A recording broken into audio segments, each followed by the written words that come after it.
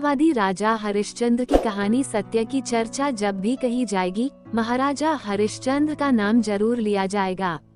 सूर्यवंशी सत्यव्रत के पुत्र राजा हरिश्चंद्र, जिन्हें उनकी सत्यनिष्ठा के लिए आज भी जाना जाता है। उनकी सत्य के प्रति निष्ठा उनके सैकड़ों साल बाद भी सत्य का प्रतीक बनी हुई है। इनका युग त्रेता माना जाता है। राजा हरिश्चंद्र अयोध्या के प्रसिद्ध सूर्यवंशी राजा थे, जो सत्यव्रत के पुत्र थे। ये अपनी सत्यनिष्ठा के लिए अद्वितीय हैं और इसके लिए इन्हें अनेक कष्ट सहने पड़े। ये बहुत दिनों तक पुत्रहीन रहे, पर अंत में अपने कुलगुरु वशिष्ठ के उपदेश से इन्होंने वरुण देव की उपासना की, तो इस शर्त पर पुत्र जन्मा कि उसे हरिश्चंद्र यज्ञ में बलि दे दें। पुत्र का नाम रोहिताश्व रखा गया, और जब राजा ने वरुण के कई बार आने पर भी अपनी प्रतिज्ञा पूरी न की, तो उन्होंने हरिश्चंद्र को जलोदर रोग होने का शाप दे दिया। रोग से छुटकारा पाने और वरुण देव को फिर प्रसन्न करने के लिए राजा वशिष्ठ जी के पास पहुँचे। इधर इंद्र ने रोहिताश्व को वन में भगा दिया। राजा ने वशिष्ठ जी की सम्मति से अजीगर्त नामक एक दरिद्र ब्राह्मण के बालक शुन शेप को खरीदकर यज्ञ की तैयारी की। परंतु बलि देने के समय शमिता ने कहा कि मैं पशु की बलि देता हूँ, मनुष्य की नहीं। जब शमिता चला गया तो विश्वामित्र ने आकर शुन शेप को एक मंत्र बतलाया और उसे जपने के लिए कहा। इस मंत्र का जप करने पर वरुण देव स्वयं प्रकट हुए और बोले, हरिश्चंद्र, तुम्हारा यज्ञ पूरा हो गया। इस ब्राह्मण कुमार को छोड़ दो, तुम्हें मैं जलोदर से भी मुक्त करता हूँ। यज्ञ की समाप्ति सुनकर रोहिताश्व भी वन से लौट आया और शुन शेप विश्वामित्र का पुत्र बन गया।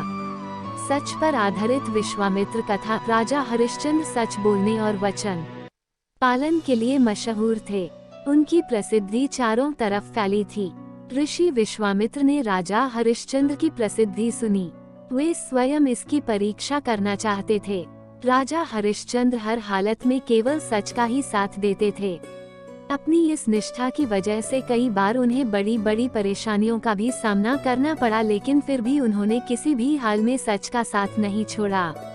वे एक बार जो प्रण ले लेते थे उसे किसी भी कीमत पर पूरा करके ही छोड़ते थे। राजा हरिश्चंद्र ने सत्य के मार्ग पर चलने के लिए अपनी पत्नी और पुत्र के साथ खुद को बेच दिया था।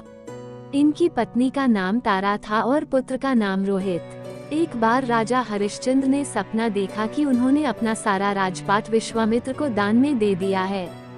अगले दिन जब विश्वामित्र उनके महल में आए तो उन्होंने विश्वामित्र को सारा हाल सुनाया और साथ ही अपना राज्य उन्हें सौंप दिया।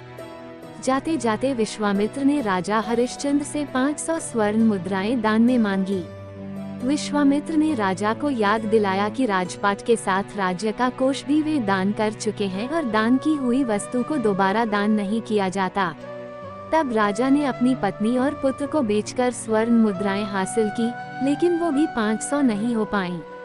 राजा हरिश्चंद्र ने खुद को भी बेच डाला और सोने की सभी मुद्राएं विश्वामित्र को दान में दे दी। अपनी मर्यादा को निभाया। राजा हरिश्चंद्र ने खुद को जहां बेचा था वह शमशान का चांडाल था, जो शवदाह के लिए आए मृतक के परिजन से कर लेकर उन्हें अंतिम संस्कार करने देता था। एक दिन सर्प के काटने से इनके पुत्र की मृत्यु हो गई तो पत्नी तारा अपने पुत्र को शमशान में अंतिम क्रिया के लिए लेकर गई। वहां पर राजा ने रानी से भी कर के लिए आदेश दिया। तभी रानी तारा ने अपनी साड़ी को फाड़ कर चुकाना चाहा। आसमान में बिजली चमकी तो उस बिजली की रोशनी में हरिश्चंद्र को उस अबला स्त्री का चेहरा नजर आया। वह स्त्री उनकी पत्नी तारावती थी और उसके हाथ में उनके पुत्र रोहिताश्व का शव था। अपनी पत्नी की यह दशा और पुत्र के शव को देखकर हरिश्चंद्र बेहद भावुक हो उठे। उस दिन उनका एकादशी का व्रत भी था और परिवार की इस हालत ने उन्हें हिलाकर रख दिया। उनकी आंखों में आंसू भरे थे, लेकिन फिर भी वह अपने कर्तव्य की रक्षा के लिए आतुर थे। भारी मन से उन्होंने अपनी पत्नी से कहा कि जिस सत्य की रक्षा के लिए उन्होंने अपना महल राजपाट तक त्याग दिया, स्वयं और अपने परिवार को बेच दिया, आज ये उसी सत्य की रक्षा की घड़ी है। उसी समय आकाशवाणी हुई और स्वयं ईश्वर प्रकट हुए और उन्होंने राजा से कहा, हरिश्चंद्र, तुमने सत्य को जीवन में धारण करने का उच्चतम आदर्श स्थापित किया है।